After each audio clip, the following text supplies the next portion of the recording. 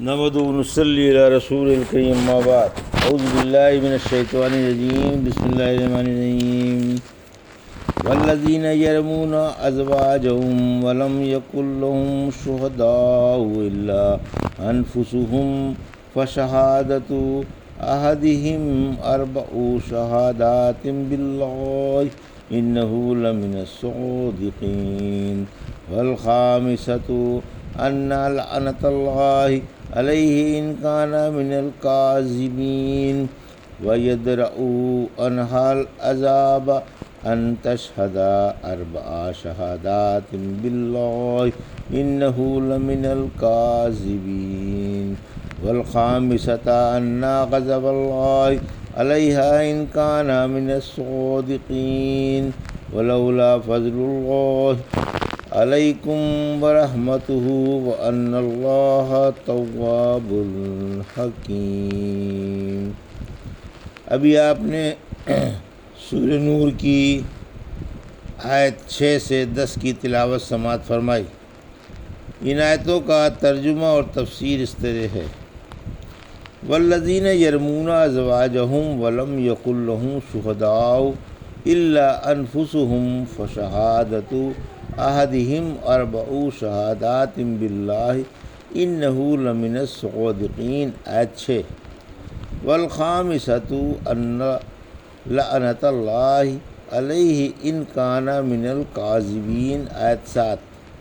ویدرؤ عنہا العذاب ان تشہد اربع شہادات باللہ انہ لمن الکاذبین آیت 8۔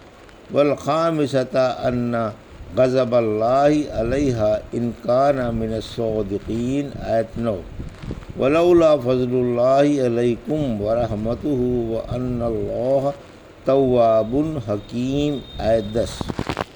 ترجمہ: اور جو اپنی بیویوں پر زنا کا الزام لگائیں اور ان کے پاس ان کے سوا اور گواہ نہ ہوں تو ان میں سے ہر ایک کا ثبوت یہ ہے کہ وہ 4 بار اللہ کی قسم کھا کر کہے کہ واقعی وہ سچا ہے، اور 5ویں بار کہے کہ اگر وہ جھوٹا ہو تو اس پر اللہ کی لعنت ہو، اور اس عورت سے سزا کو یہ بات ہٹا دے گی کہ وہ 4 بار اللہ کی قسم کھا کر کہے یقیناً وہ جھوٹا ہے، اور 5ویں بار کہے کہ اگر وہ سچا ہو تو مجھ پر اللہ کا قہر نازل ہو، اور اگر حق تعالیٰ کا تم پر فضل و مہربانی نہ ہوتی تو تم مشکلات میں پھنس جاتے۔ یقیناً اللہ توبہ قبول کرنے والا اور بڑی حکمت والا ہے۔ یہ تھا ترجمہ سورہ نور کی آیت 6 سے 10 کا۔ تفسیر آیت 6 سے 9۔ لعن کا بیان۔ اس مبارک آیت میں لعن کا بیان ہے اور شوہروں کے چھٹکارے کی اور بچاؤ کی صورت ہے۔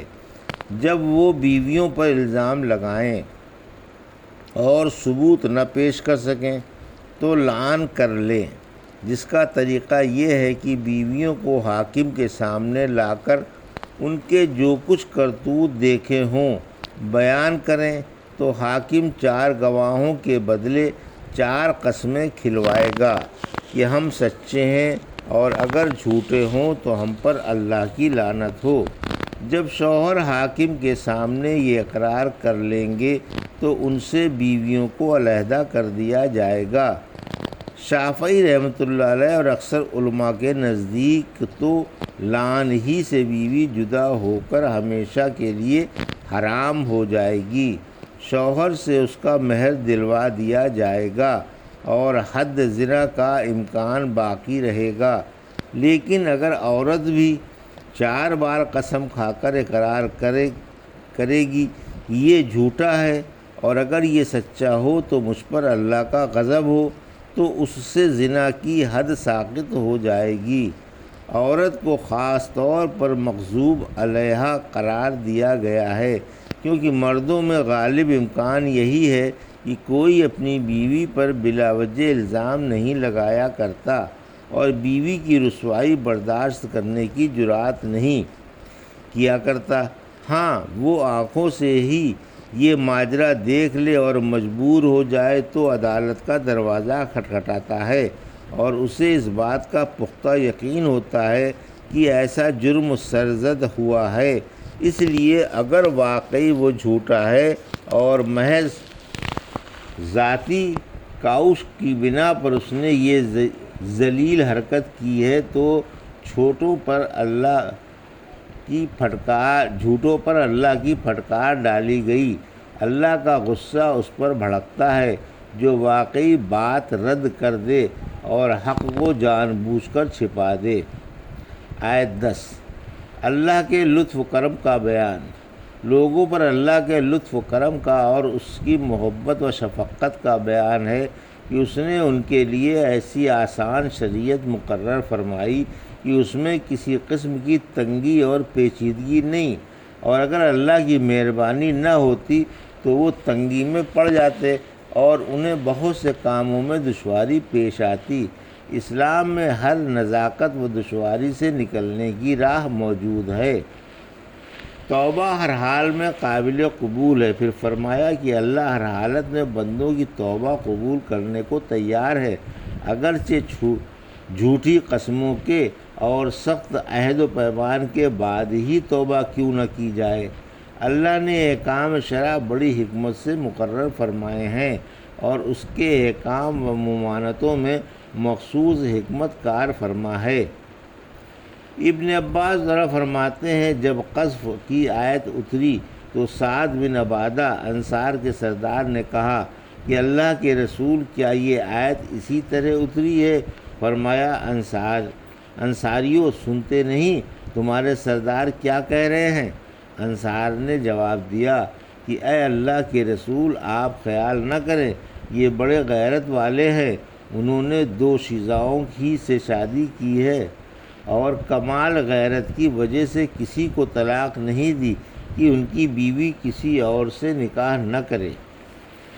سعد رضی اللہ عنہ فرماتے ہیں اے اللہ کے نبی مجھے یقین ہے کہ یہ آیت سچی ہے اور اللہ کی طرف سے ہے، مگر مجھے سخت حیرت ہو رہی ہے کہ اگر میں کسی بدبخت عورت کو اس حال میں دیکھ لوں کہ اس کی رانوں پر کوئی شیطان ہے اور میں اسے کچھ نہ کہوں بلکہ 4 گواہ لینے چلا جاؤں، تو جب میں 4 گواہ لاؤں گا تو وہ اپنی حاجت پوری کر چکا ہوگا۔ ابھی تھوڑی ہی دیر گزری تھی جو ہلال بن امیہ تشریف لے آئے۔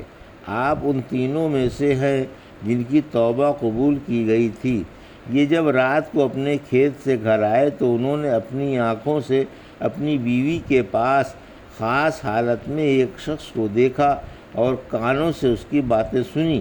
یہ چپ چاپ الگ ہو گئے اور صبح کو رسول اللہ صلی اللہ علیہ وسلم سے آ کر کہنے لگے کہ رات میں نے اپنی آنکھوں سے ایسا واقعہ دیکھا ہے اور میں نے اپنے کانوں سے باتیں بھی سنی ہیں۔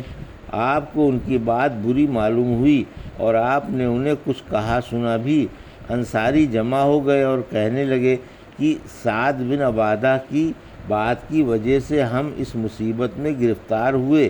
اب اللہ کے رسول صلی اللہ علیہ وسلم ہلال پر الزام کے 80 کوڑے لگوائیں گے اور ان کی گواہی کو بھی باطل فرما دیں گے۔ ہلال رضی اللہ عنہ بولے مجھے یقین ہے کہ اللہ اس پیچیدگی سے نکلنے کے لیے میرے لیے کوئی راہ نکال دے گا۔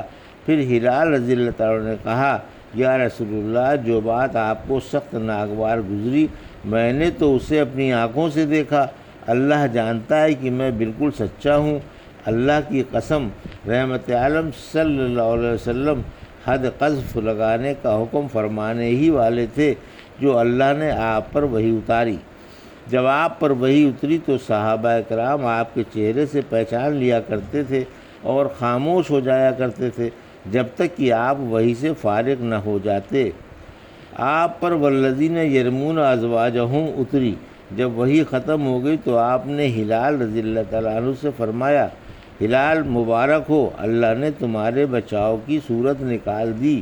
ہلال بولے میں اپنے عزت و جلال والے رب سے پہلے ہی سے اس کا امیدوار تھا۔ فرمایا اسے بلا لاؤ، چنانچہ عورت بلانے سے آ گئی۔ پھر آپ نے دونوں کو یہ آیت پڑھ کر سنائی انہیں اللہ کا خوف دلایا اور بتایا کہ آخرت کا عذاب دنیا کے عذاب سے بہت ہی سخت ہے۔ ہلال نے کہا اے اللہ کے رسول، اللہ کی قسم میں سچا ہوں۔ عورت نے کہا یہ جھوٹے ہیں۔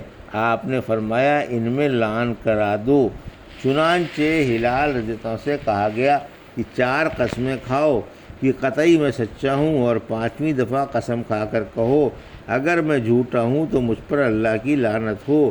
آپ نے 5ویں بار قسم کھانے سے پہلے انہیں اللہ کا خوف یاد دلایا اور فرمایا دیکھو دنیا کا عذاب آخرت کے عذاب سے بہت آسان ہے، اور 5ویں قسم عذاب کو واجب کر دینے والی ہے۔ ہلال رضی اللہ عنہ نے کہا اللہ کی قسم، اللہ مجھے اس قسم پر سزا نہیں دے گا جیسے اس نے مجھے کوڑوں سے بچا لیا۔ پھر قسم کھا لی۔ پھر عورت سے کہا گیا تم 4 دفعہ قسم کھا کر کہو کہ اللہ کی قسم یہ جھوٹے ہیں۔ اس نے قسم کھا لی۔ پھر 5ویں بار کھانے سے پہلے اس سے کہا گیا کہ اللہ سے ڈر جاؤ، دیکھو آخرت کا عذاب دنیا کے عذاب سے کہیں زیادہ سخت ہے، اور یہ قسم عذاب واجب کر دینے والی ہے۔ آخرکار کچھ دیر تو وہ سوچتی رہی اور اقرار کرنا چاہا، پھر دل میں سوچا کہ میں کیوں اپنی قوم کی ناک کاٹوں، اور 5ویں دفعہ قسم کھا کر کہہ دیا کہ اگر وہ سچے ہوں تو مجھ پر اللہ کا قہر نازل ہو۔ آپ نے دونوں کو جدا کرا دیا اور یہ فیصلہ فرمایا کہ اس کا بچہ باپ کی طرف منسوب نہ کیا جائے اور نہ اسے طعنہ دیا جائے۔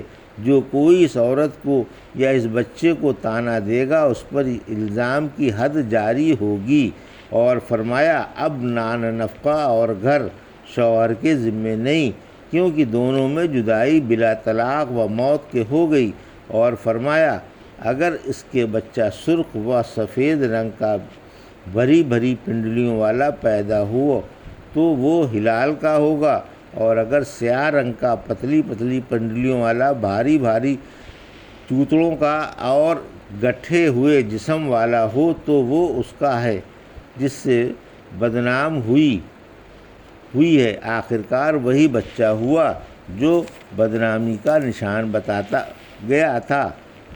گیا تھا۔ آپ نے فرمایا اگر لعن نہ ہوتا تو میں اس پر حد جاری کرتا۔ یہ بچہ بڑا ہو کر مصر کا امیر ہوا اور ماں کی طرف منسوب تھا، باپ کی طرف نہیں۔ اس روایت کی تائید میں متعدد صحیح حدیثیں مختلف سندوں سے آئی ہیں۔ ابن زبیر رضی اللہ عنہ کے زمانے میں لعن والوں کے بارے میں سعید بن جبیر سے پوچھا گیا کیا دونوں میں تفریق کرا دی جائے؟ فرماتے ہیں مجھے جواب معلوم نہ تھا، میں گھر سے اٹھ کر ابن عمر کے گھر پہنچا اور ان سے پوچھا کیا لعن والے میاں بیوی میں تفریق کرا دی جائے؟ فرمایا سبحان اللہ، سب سے پہلے فلاں بن فلاں نے رحمت عالم صلی اللہ علیہ وسلم سے اس بارے میں پوچھا تھا کہ اگر کوئی شخص اپنی عورت کو بد اخلاقی کی حالت میں دیکھے تو اگر اس کو علم نشرح کرے تو بڑی بے شرمی کی بات ہے، اور اگر خاموش ہے تو بھی بڑی بے غیرتی ہے۔ آپ خاموش ہو گئے، کچھ جواب نہیں دیا۔ پھر اس نے آپ سے پوچھا اور کہا کہ اس بلا میں گرفتار ہوں۔ پھر آپ پر سورہ نور کی یہ آیتیں اتری۔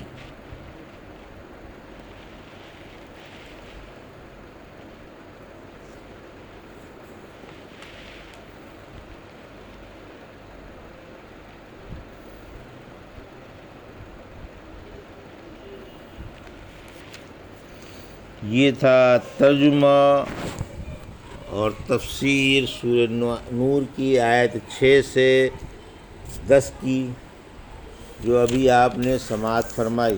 بارک اللہ لی و لکم فی القرآن الحکیم و نفعنی وایاکم بآیات الذکر الحکیم۔